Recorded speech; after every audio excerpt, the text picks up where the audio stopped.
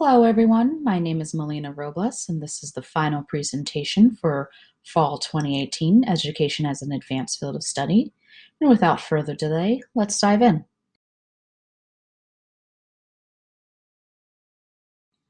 To begin this presentation, I would like to define the terms first generation and Latinx.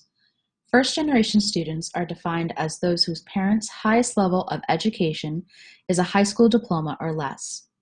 High percentages of these students are from minority populations. The Oxford Dictionary defines Latinx as a person of Latin American origin or descent, and this is often used as a gender-neutral or non-binary alternative to Latino or Latina. I will be focusing on Latinx first-generation college students for this presentation.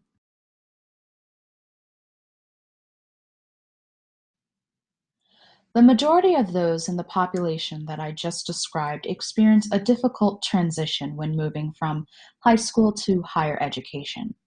They are confronted with stereotypes from both society and their families. To use an example of the stereotypes surrounding Latinas, for instance, one source stated, "Research has demonstrated that Latinas' experiences are molded by antiquated gender norms that intersect with their race, ethnicity, geography, and socioeconomic status. Latinas have been portrayed as passive, voiceless, lacking goals, vulnerable, and/or promiscuous. These tired norms and stereotypes position Latinas, their minds, and their bodies as subordinate to their male counterparts. There is a conflict between a student's home life versus their school life. For students whose parents have immigrated, one source states, Latino immigrant parents, moreover, prioritize family values over academic values. This priority is quite different from that of the faculty teaching their children in college.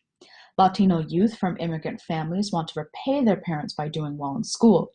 Therefore, they are caught between two conflicting definitions of family obligation, aiding the family directly and aiding the family in a long-term sense by doing well in school. Another source followed this theme of conflict and explained that within their study, all the students stated that their parents were supportive of them being in college, yet they expected them to come home on the weekends and/or to call home at least once a week.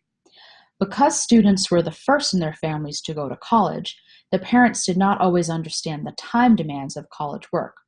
Parents were also concerned about how college was distancing them from the family because they spent less time at home.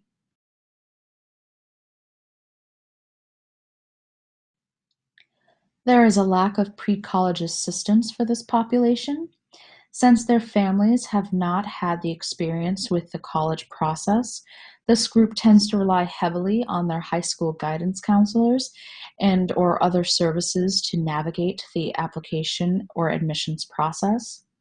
And finally, there is a lack of first-generation safe spaces for when they do get to college.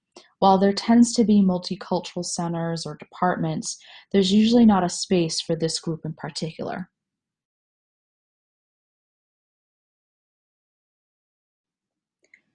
These challenges present significant issues within the field of education. There are fewer students from this population applying due to the barrier of access. There are issues with admissions recruitment within this population. Should prospective students ask about whether or not the institution has a space for them to meet with others with the same experience? And the knowledge of these challenges is important for admissions personnel when reading applications. I'm looking into this controversy because I myself am a first-generation Latina college student. I currently work within admissions, and my concentration is higher education administration. Pursuing this research provides a launchpad that can influence change in the current policies and encourage the creation of first-generation safe spaces. First-generation Latinx college students are not being helped the way they could be by higher education personnel. So what can we in the field of higher education do to assist them during this transition?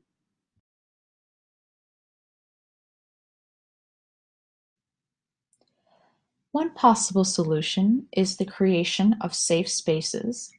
Student organizations offer important sources of support and can reduce the stress factors that Latinx face on college campuses. To paraphrase one of my sources, the creation of safe spaces provides a network and a nurturing environment which play an important role in alleviating some of the challenges facing this population. I can say from personal experience that the creation of a first-gen center would have been immensely helpful to me during my undergraduate experience. Another possible solution is the creation or expansion of an ethnic studies class or classes. One source states, ethnic studies courses have the power to improve the retention and college completion of Latina or Latino students. The source then goes on to state, the courses also help students overcome negative stereotypes about their academic abilities and imposter feelings or feeling like an intellectual fraud.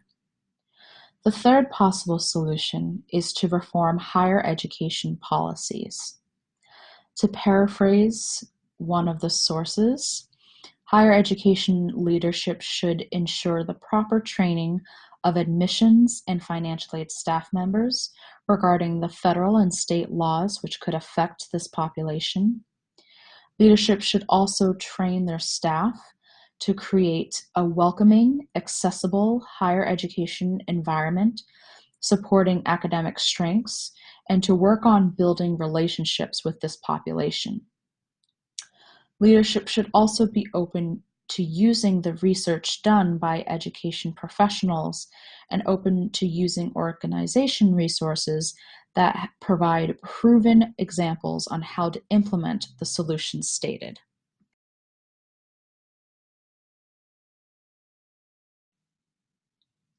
One example of an education professional that I mentioned in the previous slide is Dr. Judy Marquez Kiyama.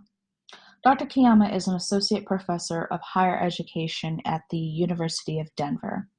She wrote an article titled, "We're Serious About Our Education, a collective testimonial from college-going Latinas to college personnel" for the Journal of Hispanic Higher Education. In this article, she created a collective testimonial in the form of a letter from a group of Latinas addressed to college personnel and professors.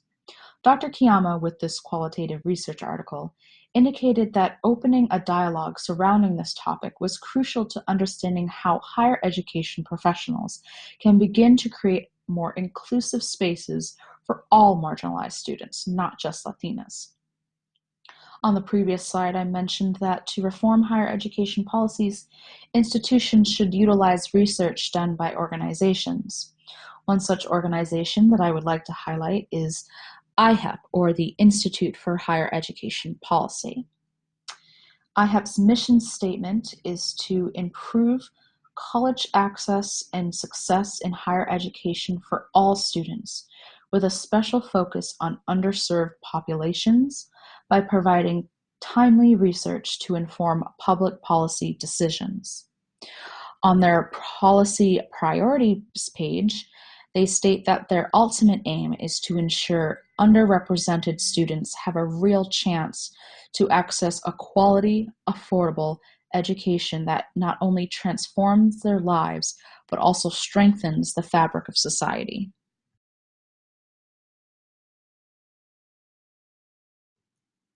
The research completed throughout this course has definitively expanded my worldview regarding the topic of first-generation Latinx college students.